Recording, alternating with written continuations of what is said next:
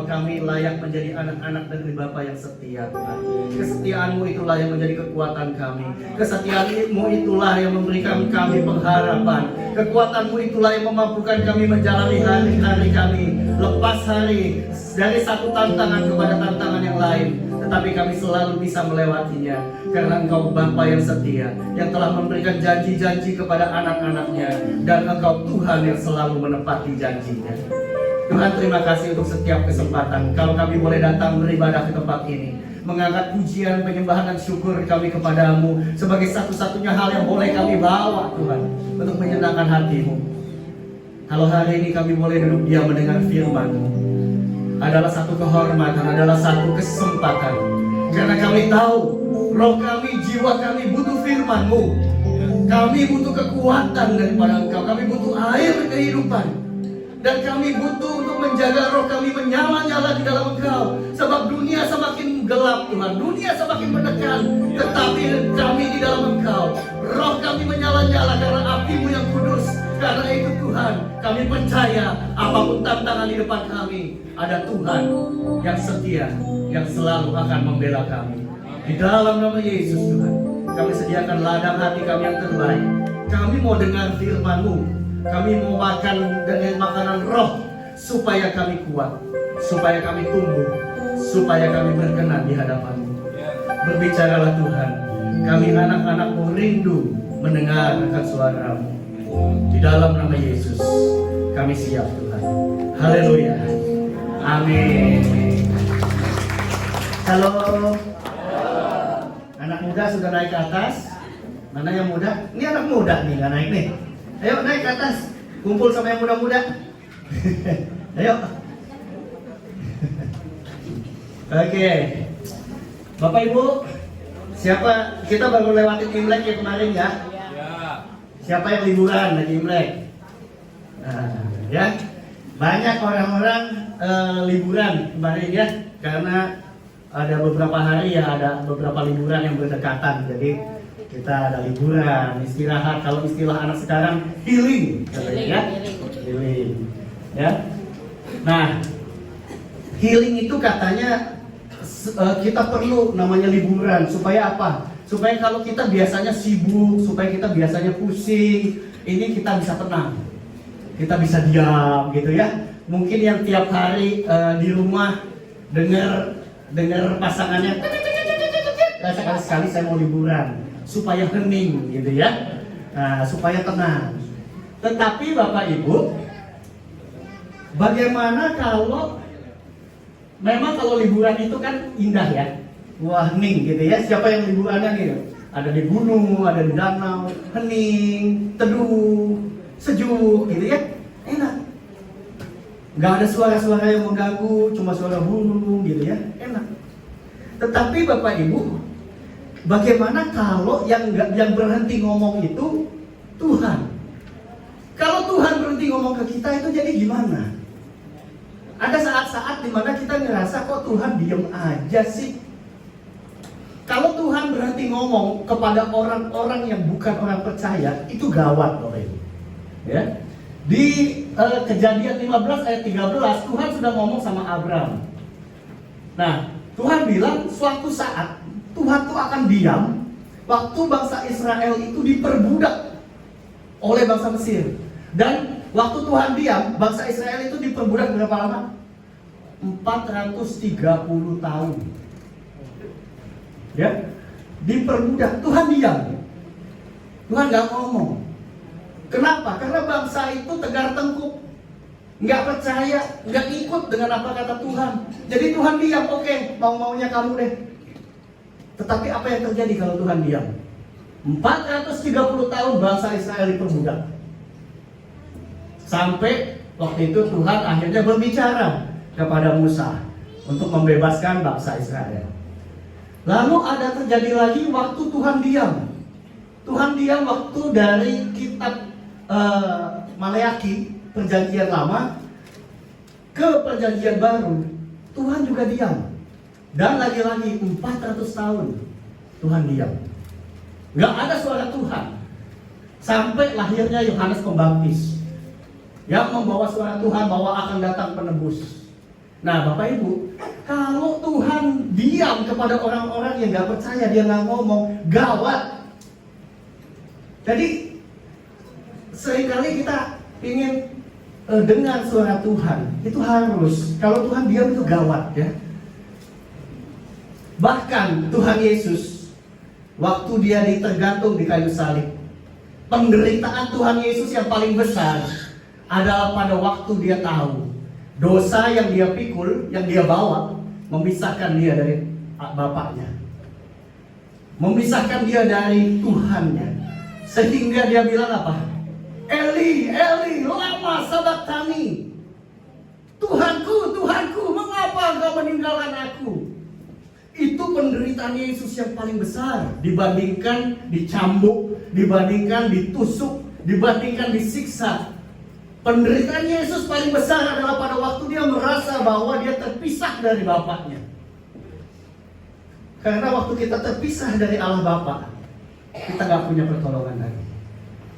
Waktu Yesus memikul dosa kita, penderitaan yang paling dia takutin, yang paling berat buat Yesus, terpisah dari Tuhan.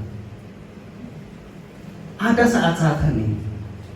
Tetapi tidak selalu Tuhan itu diam karena kita berdosa. Nggak selalu Tuhan diam karena kita jauh dari Dia. Ada saat-saat Tuhan diam juga dialami sama hamba-hamba Tuhan yang ada di Alkitab. Abraham nunggunya sekian puluh tahun. Musa dibentuk sekian puluh tahun. Semua merasakan mengalami saat-saat kayaknya Tuhan nggak ngomong apa-apa. Padahal mereka bukan orang yang menjauh dari Tuhan. Mereka orang percaya. Ada saat-saat Yusuf, Tuhan bilang mau jadi raja, tiba-tiba dia masuk ke dalam sumur. Tuhan diam tuh.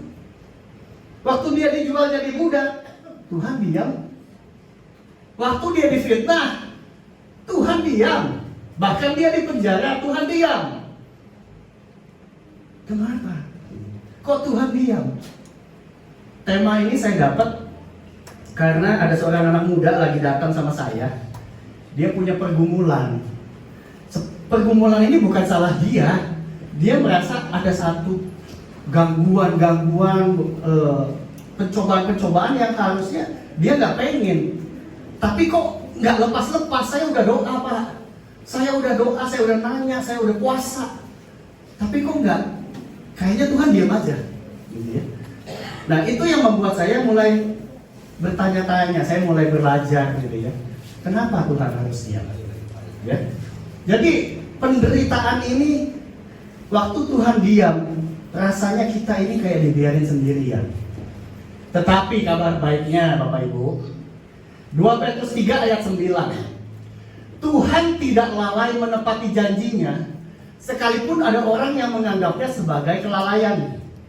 Tetapi Ia sabar terhadap kamu, karena Ia menghendaki supaya jangan ada yang binasa, melainkan supaya semua orang berbalik dan bertobat. Artinya, sekalipun kayaknya dia diam, sekalipun kayaknya Tuhan tidak menjawab kita, waktu kita tetap percaya sama Dia, mengandalkan Dia, hidup mengejar Tuhan, Tuhan itu nggak lalai.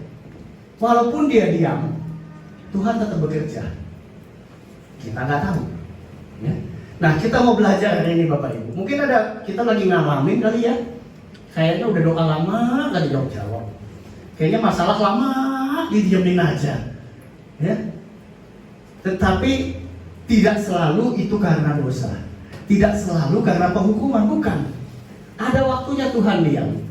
Apa yang terjadi saat Tuhan diam? Yang pertama, waktu Tuhan diam, Tuhan ingin anak-anaknya melatih otot imannya. Kenapa kita harus latih otot iman? Iman itu apa? Percaya, gitu ya. Kenapa kita harus melatih iman kita? Karena firman Tuhan di 1 Yohanes 5 ayat 4, sebab semua yang lahir dari Allah mengalahkan dunia, dan inilah kemenangan yang mengalahkan dunia, yaitu iman.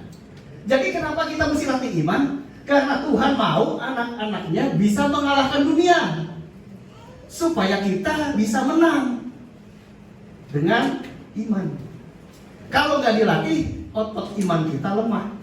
Gampang putus asa, gampang tidak percaya, gampang jadi murtad. Tetapi Tuhan bilang, kalau kamu mau menang, mengalahkan dunia, kamu harus latihan iman, harus latihan percaya. Dan latihan itu nggak boleh dibantuin terus, harus dilatih, harus dididik. Makanya Tuhan diam. Tuhan mau lihat sejauh mana kita mau melatih otot iman kita. Saya punya kenalan, namanya Brother Simpson Abraham Situmorang. Ya, dia ada di Kalimantan dan dia lahir tidak beruntung. Kita lihat ya, kita lihat dia tidak punya dua tangan yang lengkap dan dia tidak punya dua kaki yang lengkap. Dia lahir tidak beruntung, nggak punya tangan dan kaki yang lengkap. Semasa remaja, umur 12-13 tahun, dia itu merasa Tuhan tuh nggak adil. Tuhan itu jahat banget. Kenapa saya lahirnya begini, yang lainnya enggak? Dia bilang beberapa kali dia sampai mencoba untuk bunuh diri. Karena dia nggak terima. Kenapa saya lahirnya begini? Tuhan nggak adil banget. Saya nggak milih kok untuk lahir. Dia kecewa. Dia mencoba mencari jawaban, tapi nggak ketemu. Kayaknya Tuhan diam. Beranjak dewasa, dia coba cari kerja karena dia bilang, saya nggak mau jadi beban orang tua terus. Udah waktunya, saya udah dewasa, saya mau bisa punya penghasilan. Saya nggak mau orang tua saya terus-terusan berjuang buat saya. Saya harus bisa mandiri. Dan dia coba cari kerja kemana-mana, ke kota. Dia bawa surat lamarannya keliling. Dan yang dia ketemuin, semua lamarannya ditolak. Nggak ada yang mau terima. Padahal dia bilang, loh, saya belajar kok, saya sekolah sama kayak yang lain. Saya bisa kok kerja. Cuma karena saya nggak punya tangan, nggak punya kaki, saya ditolak di mana-mana. Tapi puji Tuhannya, papa mamanya adalah orang yang melayani Tuhan. Setiap hari dikasih firman anak ini. Setiap hari dikasih pengharapan, janji-janji Tuhan. Walaupun dia pernah bertanya-tanya, janji Tuhan, janji Tuhan, janji Tuhan mana? Kerja aja nggak ada yang mau terima. Tetapi waktu suatu hari dia lagi lamaran kerja dan ditolak, dia sama temannya, ada seseorang yang lihat dia, lalu dipanggil. Dan tahu nggak Bapak Ibu siapa yang panggil dia? Ternyata itu adalah pelatih renang di Kalimantan untuk atlet-atlet. Dia mulai timbul pengharapan. Dia ingat ada satu pendeta yang pernah doain dia, bahwa walaupun Tuhan mengizinkan keadaan kamu kayak begini, tetapi kamu suatu saat akan menjadi berkat, bukan cuma buat keluarga kamu, bahkan bagi kota kamu, bahkan bagi orang yang lebih besar lagi, katanya. Dia mulai punya pengharapan. Dia ingat doa-doanya. Dia ingat ada janji Tuhan. Imannya timbul. Dan sekarang Bapak Ibu, saya mau kasih tahu, dia adalah peraih 4 medali dari Asian Games Kamboja 2023 dalam cabang renang. 4 cabang dia dapat medali. Tidak punya tangan, tidak punya kaki. Dia peraih medali emas PON Paralimpik. Dia peraih emas juga di banyak turnamen-turnamen lain. Tuhan sepertinya tidak bicara, tapi dia mau melihat kita melatih iman kita untuk tetap berharap sama janjinya. Dan Tuhan bukannya diam diri. Dia tidak bicara, tapi dia akan melihat bagaimana anak-anaknya berlatih. Dia akan menjaga waktu dia rasanya putus asa dan mau bunuh diri. Tuhan akan luputkan itu. Karena Tuhan punya rencana buat Simpson yang dia nggak tahu. Sekarang dia adalah youth pastor, ya, gembala dewasa muda di gerejanya di Kalimantan. Sambil dia tetap jadi atlet dan sekarang dia sedang bersiap-siap ikut Asian Games di Thailand untuk yang cacat. Dia sedang persiapan. Ini kenyataan Bapak Ibu. Kalau kita melihat hidupnya, tidak ada dasar untuk berharap. Tetapi itulah iman yang dikatakan di dalam kitab Ibrani. Walaupun tidak ada dasar untuk berharap, tapi kita tetap berharap karena kita punya Tuhan yang setia.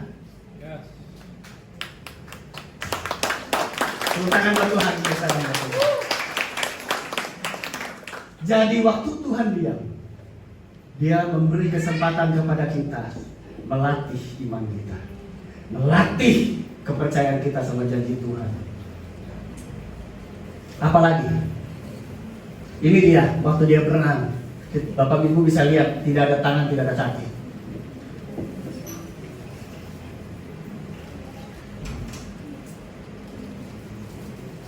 Gimana dengan kita?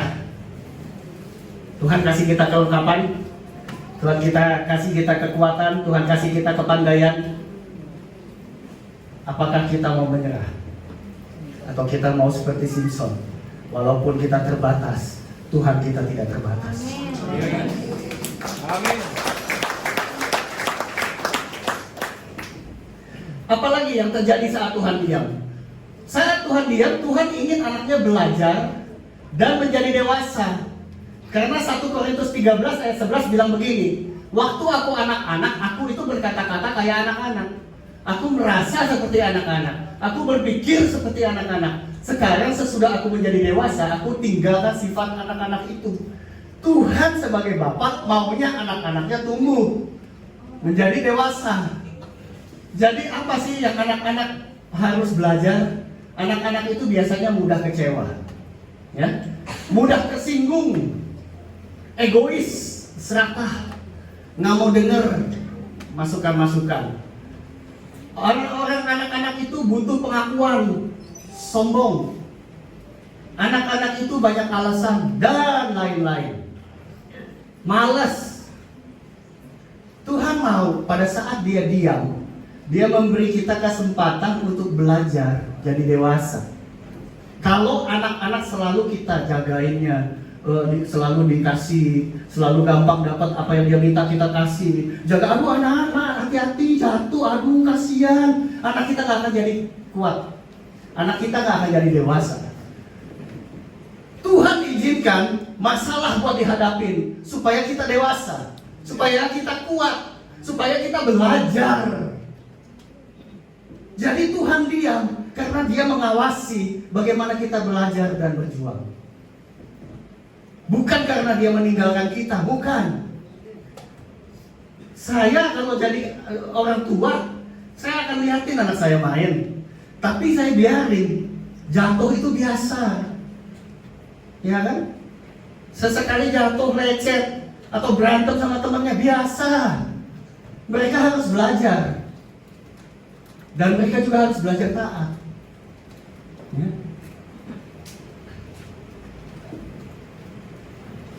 Kita ingat kisah perempuan yang datang kepada Yesus yang minta anaknya untuk ditolong Tuhan, lalu Tuhan bilang tidak akan diberikan kepada anjing. Ya, bagaimana perempuan itu bertahan dan bilang walaupun anjing pun terima remah-remah dari anak-anak. Tuhan mau kita memiliki kedewasaan yang percaya sama Tuhan. Karena krisis tidak membuat hati Tuhan tersentuh. Kita datang sama Tuhan selalu bawa cerita-cerita kan. Tuhan banget, emang Tuhan gak lihat saya sakitnya udah parah begini. Emang Tuhan gak lihat anak saya sudah begitu. Emang Tuhan gak lihat nih kondisi saya udah parah kayak begini. Buat Tuhan gak ada masalah yang parah. Cerita kita, drama-drama kita tidak membuat hati Tuhan jadi, iya ya aku kasihan banget tuh ya, aduh gitu, enggak. Waktu wanita itu cerita tentang anaknya yang kerasukan, Tuhan dengerin dengan tenang, biasa itu. Buat Tuhan masalah itu biasa. Kapan Tuhan tolong? Pada waktu wanita itu menyatakan imannya.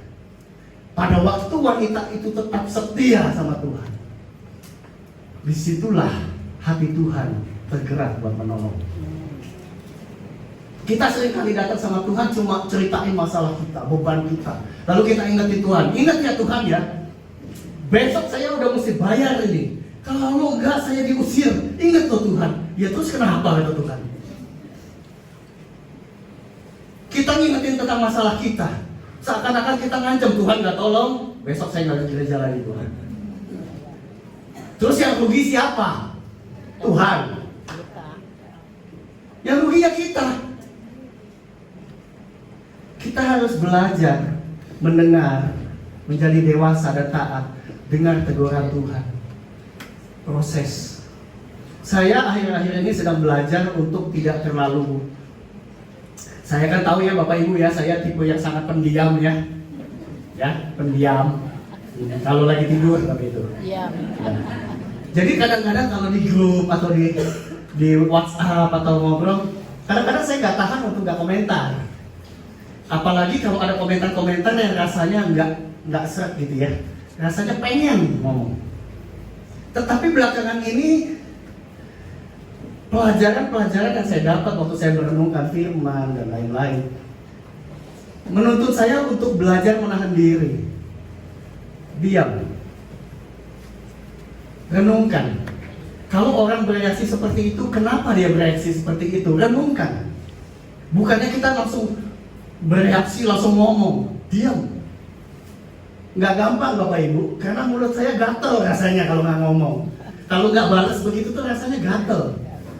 Tapi Tuhan mengajarkan, kamu pelajar. Karena kalau kamu pun bereaksi langsung, tidak akan faedahnya. Orang-orang itu nggak akan mendapat perubahan apa-apa. Jadi kamu harus tahu, belajar adalah untuk mengubah diri kita sendiri. Jangan merasa, wah saya kan pelayan Tuhan, ada karunia, jadi saya harus ngajarin semua orang. Enggak. Karunia itu bukan untuk memberkati orang yang diberi karunia loh Bapak Ibu. Karunia itu diberikan untuk memberkati orang lain yang menerima karunia itu. Bukan orang yang punya karunia lagi diberkati dulu. Bukan. Orang yang menerima karunia harus menjaga hatinya supaya dia tetap menjaga keselamatannya. Dia harus menjaga hidupnya supaya dia tetap layak membawa karunia itu. Tapi karunia itu diberikan Tuhan untuk orang-orang yang menerimanya yang diberkati. Kadang-kadang kita terjebak, saya doain orang kemarin sembuh, saya berkarunia nih, saya diberkatin. Enggak, yang diberkatin dia yang disembuhin melalui karunia yang Tuhan titipkan untuk kita. Hati-hati. Kadang-kadang kita merasa, waktu kita punya kelebihan, kita merasa, wah kita ini harus ditunjukkan, orang lain harus tahu nih saya punya kelebihan. Tidak Bapak Ibu. Orang lain harus tahu bahwa kita semua bisa dipakai Tuhan untuk memberkati orang lain. Itulah sebabnya Tuhan diam.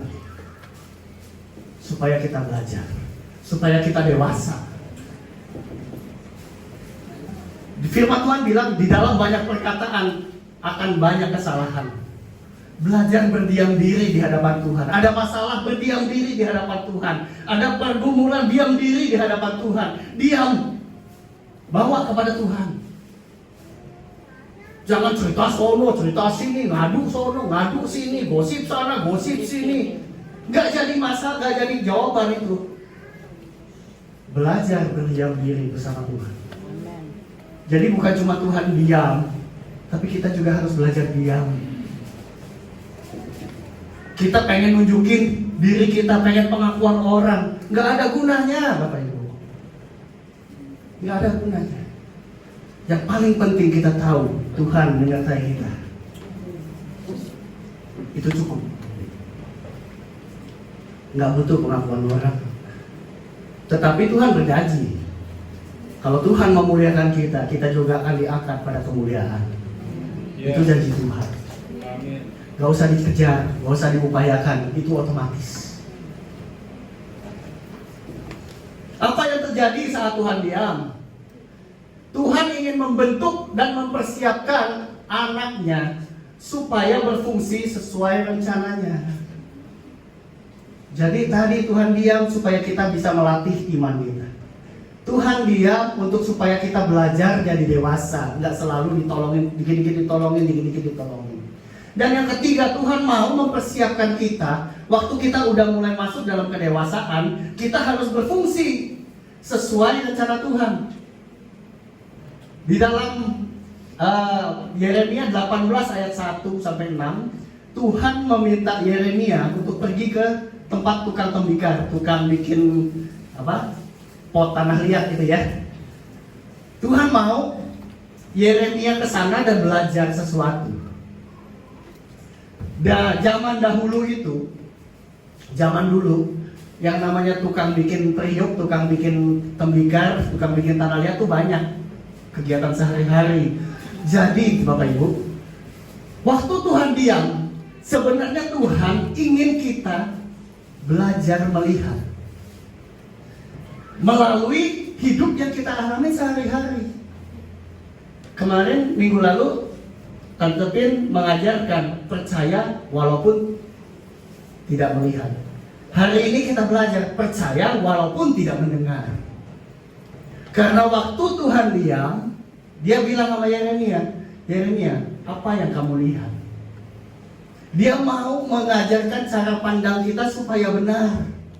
Dia mau waktu kita jalani kehidupan, kita mulai mengolah itu, mempelajari itu menjadi satu kebenaran yang bisa membangun kita. Bukan cuma jalanin tapi tidak belajar apa-apa. Menderita tapi gak dapat apa-apa. Yeremia disuruh melihat kepada tukang tembikar. Dan apa yang didapatkan oleh Yeremia, dia melihat bahwa proses tembikar itu adalah proses di mana pertama-tama tukang tembikar itu akan memilih tanah liat yang bagus. Tanah liat yang bagus untuk bisa dia olah menjadi pot bunga, menjadi bentuk-bentuk asbak atau apa yang dia mau bentuk gitu ya. Nah, tanah liat ini Tuhan kan selalu bilang, kita punya lagu, ingat ya, engkau penjunan ku tanah liat, bentuk jadikan ingin ku lihat. Tuhan mengumpamakan dirinya sebagai tukang bikin tembikar, dan kita adalah tanah liat. Kenapa Tuhan andaikan seperti itu? Yeremia langsung belajar, dia melihat apa sih yang dikerjakan tukang tembikar. Kenapa Tuhan bikin perumpamaan kayak begitu? Waktu tanah liat itu dipilih, dia akan dipilih yang lembek, yang lembut, yang bisa menempel, yang masih bisa dibentuk. Itulah sebabnya Tuhan bilang, jaga hatimu supaya tetap lembut hati. Jangan keraskan hatimu, karena hati yang keras susah buat dibentuk. Tanah liat itu ditaruh di atas satu roda, lalu di situ dipoles, dikasih air, lalu dibentuk oleh Tuhan, oleh si tukang periuk, diputar di situ. Tanah liat waktu ditaruh di roda itu, dia nggak tahu apa yang akan terjadi. Dia nggak tahu dia mau dibikin jadi apa. Apalagi waktu rodanya puter. Rodanya muter itu dia bingung, dia nggak bisa lihat. Dia pusing muter sana muter sini. Bapak Ibu coba bayangin ditaruh di roda, kita muter itu kayak di dunia fantasi gitu ya. Kita pusing, kita nggak tahu arahnya mau kemana. Tapi di situ Yeremia bisa melihat, waktu kita nggak tahu kita mau apa, hidup kita kayaknya muter sana muter sini. Ternyata si tukang periuk itu, walaupun dia diam, dia sibuk, tangannya terus bekerja. Dia membentuk kita supaya bagus. Apa yang bengkok dia luruskan, apa yang keluar dia akan masukkan supaya rapi. Rupanya di saat Tuhan diam, tangannya terus bekerja. Tuhan tetap membentuk kita walaupun kita kebingungan, karena kita ada di roda yang muter. Bapak Ibu, kepekaan tumbuh dari keintiman, pengurapan tumbuh dari perjalanan dengan ketaatan. Ketaatan lebih penting daripada pengorbanan. Kalau Tuhan Yesus tidak mau taat, tidak terjadi penebusan. Ingat waktu di Taman Getsemani, setelah Yesus berdoa, lalu datang pasukan yang mau menangkap Yesus. Lalu Petrus ambil pedang, mau bela Yesus, ya kan? Dia potong kuping panglimanya. Tapi Yesus bilang, jangan. Dia tempelkan kembali kupingnya supaya sembuh. Lalu apa yang Yesus bilang kepada Petrus? Kamu kira kalau saya mau, kalau saya panggil, apakah malaikat nggak segera turun bela saya? 12 legiun malaikat saya bisa panggil buat bela saya, nggak perlu kamu. 12 legiun itu kira-kira 75.000 malaikat. Kalau Tuhan mau, dia bisa panggil 75.000 malaikat turun bela dia. Tapi Tuhan memilih buat taat. Dia harus mati untuk menebus kita. Tuhan memilih untuk taat. Bukan dia nggak mampu bela diri, bukan dia nggak mampu untuk meluputkan dari tangkapan Romawi, tapi karena dia memilih buat taat. Karena dia tahu Bapa minta dia berkorban. Bapak Ibu, hari ini saya nggak tahu siapa yang merasa, gua ibadah udah sekian tahun, saya doa udah sekian tahun, Tuhan gak ada jawab saya, Tuhan diam. Saya gak merasa Tuhan peduli sama saya. Hari ini ayo kita belajar. Mungkin apa yang seharusnya kita pelajari belum kita pelajari. Tuhan sedang kasih kita waktu untuk melatih iman. Tuhan sedang kasih kita waktu untuk jadi dewasa. Kalau kita masih tadi kayak anak-anak mudah tersinggung, ribut sana, ribut sini, ngomongin sana, ngomongin sini, apa yang gak sesuai sama kita, akan kita bilang, dia mah gak rohani, dia mah diam-diam aja, gak rohani. Kita mulai sibuk menilai orang dari standarnya kita. Artinya kita belum cukup dewasa. Dan kalau kita belum cukup dewasa, Tuhan belum waktunya buat ngomong. Bapak Ibu tahu kalau Tuhan waktunya udah ngomong untuk ngomong? Wanita Sirofenesia, waktu Tuhan tidak menanggapi dia tetap bilang, Tuhan aku minta, walaupun cuma remah-remahnya aja aku cukup Tuhan. Lalu Tuhan ngomong satu kata, karena perkataanmu itu anakmu sudah disembuhkan. Satu perkataan Tuhan merubah kehidupan dia. Satu perkataan Tuhan menolong kita. Tapi Tuhan berasa perlu ngomong kalau kita belum sampai pada titik kedewasaan dan iman yang Tuhan butuhkan. Supaya tanah liat kita jadi bentuk yang bagus. Tanah liat kita jadi pot bunga yang sempurna. Tuhan bilang supaya apa? Supaya kamu itu ditaruh di tempat yang indah. Tuhan mau kita jadi yang terbaik. Tuhan mau kita sempurna. Tapi perlu untuk kita jadi dewasa. Bukan usia ya Bapak Ibu. Ada yang usianya mau 100 tahun juga masih anak-anak. Ada.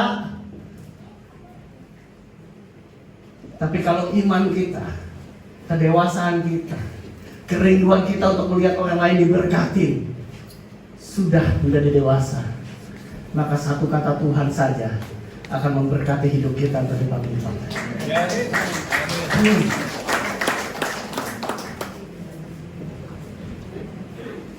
Saat Tuhan diam, Tuhan ingin anaknya melatih otot iman. Tuhan ingin anaknya belajar dan menjadi dewasa. Tuhan ingin membentuk dan mempersiapkan anaknya untuk berfungsi sesuai rencananya. Hari ini Bapak Ibu, putuskan seberapa kita mau taat sama Tuhan. Seberapa firman itu menjadi satu-satunya kebenaran buat kita. Bagaimana firman mau jadi satu kebenaran kalau dibaca aja nggak pernah.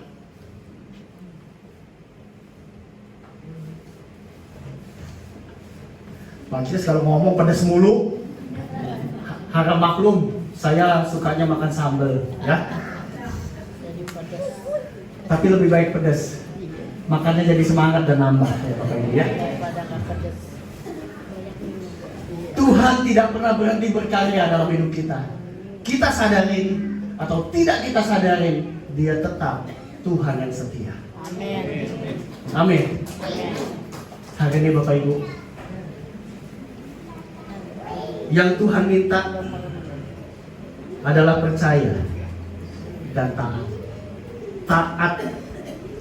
Taat lebih berharga dari pengorbanan apapun.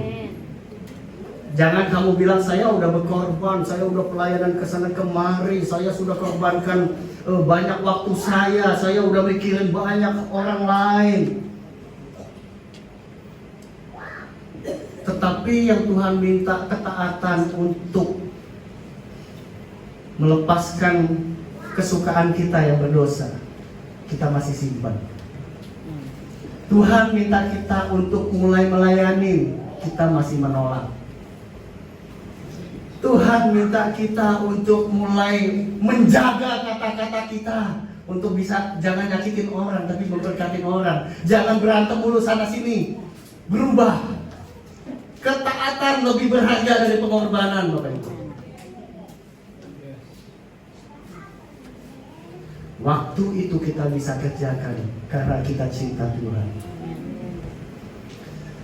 Satu kata-kata Tuhan.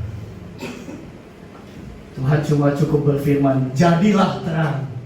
Maka hidup kita yang gelap akan jadi terang. Amin. Jadilah sembuh, maka kita akan sembuh. Amin. Bersukacitalah, maka semua kesedihan dan kekecewaan kita akan diangkat dari hidup kita. Amen. Dan Tuhan gantikan dengan sukacita, karena kita melihat kita punya Bapa yang setia, Tuhan yang pegang janji, Tuhan yang sanggup memenuhi janjinya. Bapak Ibu, kenapa sih saya selalu semangat kalau ngomong begini? Karena saya sudah berkali-kali ngalamin dengan Tuhan. Tuhan itu harus kita alamin sendiri, harus kita nikmatin sendiri kebaikannya, Bapak Ibu. Kalau enggak, kita cuma akan melihat ngomong apa sih ini orang. Tuh ada teman saya tuh yang kesaksian juga kemarin. Dulu saya bingung kalau melihat kayak Pak Kris sudah ngomong Tuhan, udah itu mewek, sedih, nangis, kadang-kadang sukacita, aneh katanya. Tapi waktu dia ngalamin sendiri bagaimana Tuhan nolong hidup dia, dia bilang, oh gini ya rasanya. Baru saya ngerti, kalau kita udah ngalamin Tuhan rasanya nggak tahan. Hati kita selalu penuh syukur, nggak peduli apa kata orang.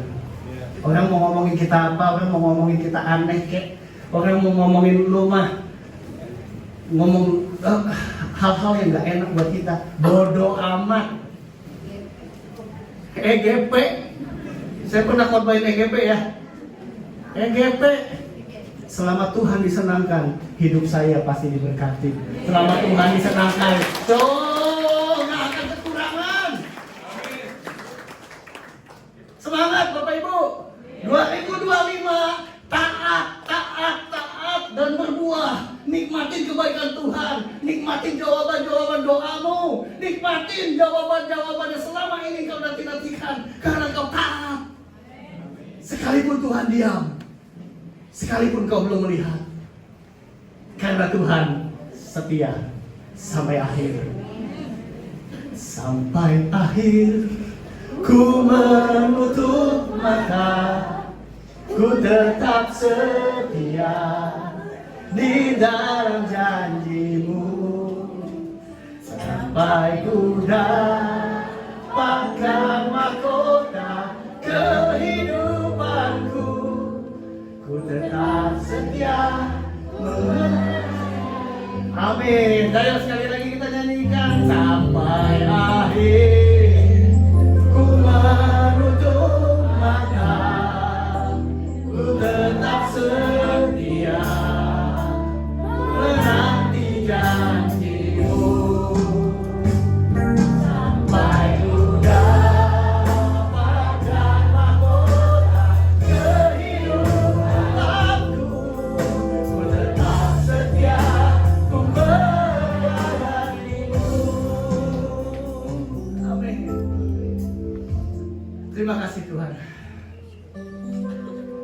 Firman-Mu sudah hamba sampaikan.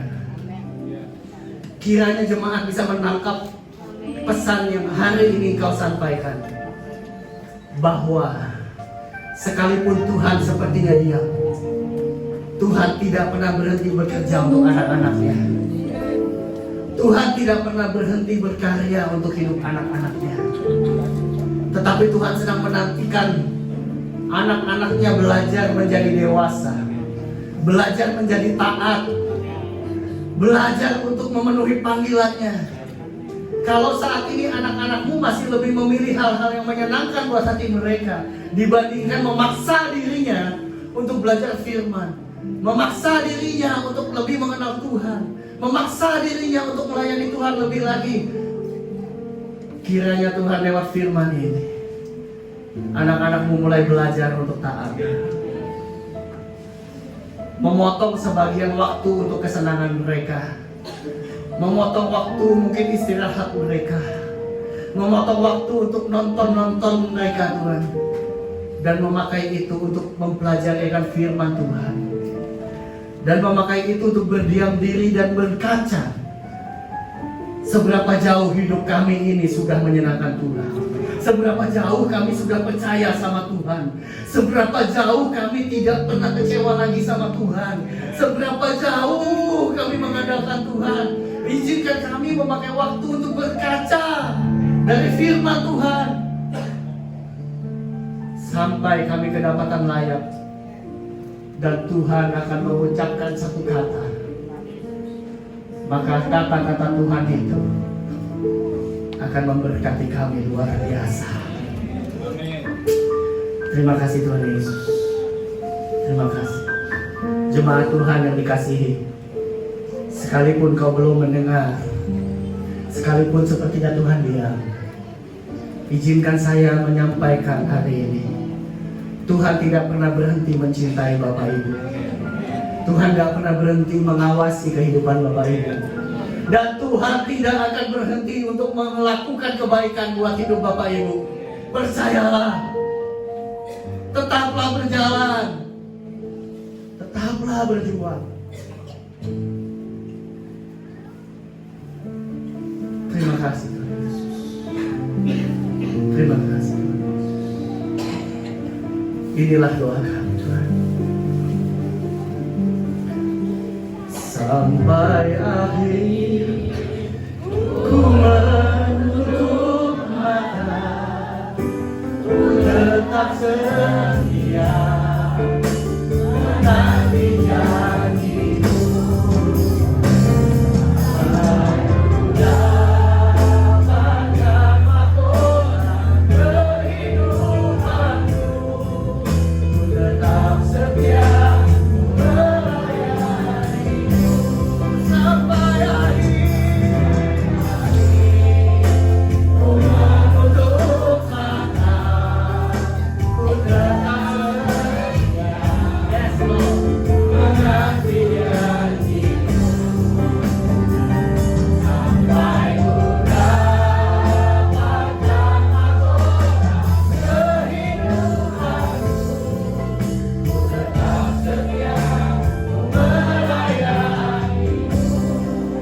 Terima kasih Tuhan. Mampukan jemaat-Mu untuk tetap percaya walau belum melihat, tetap percaya walaupun belum mendengar. Mampukan untuk kami tetap setia dan taat dalam kehidupan kami bersama dengan Engkau, karena kami pasti akan menerima mahkota kehidupan yang Kau janjikan. Jemaat GBI Kemenangan, teruslah berjuang dan percayalah, Tuhan selalu rindu memberkati Engkau, menolong Engkau, memakai hidupmu untuk menjadi berkat bagi banyak orang. Terimalah berkat terbaik di dalam nama Yesus. Haleluya. Amin. Terima kasih Tuhan.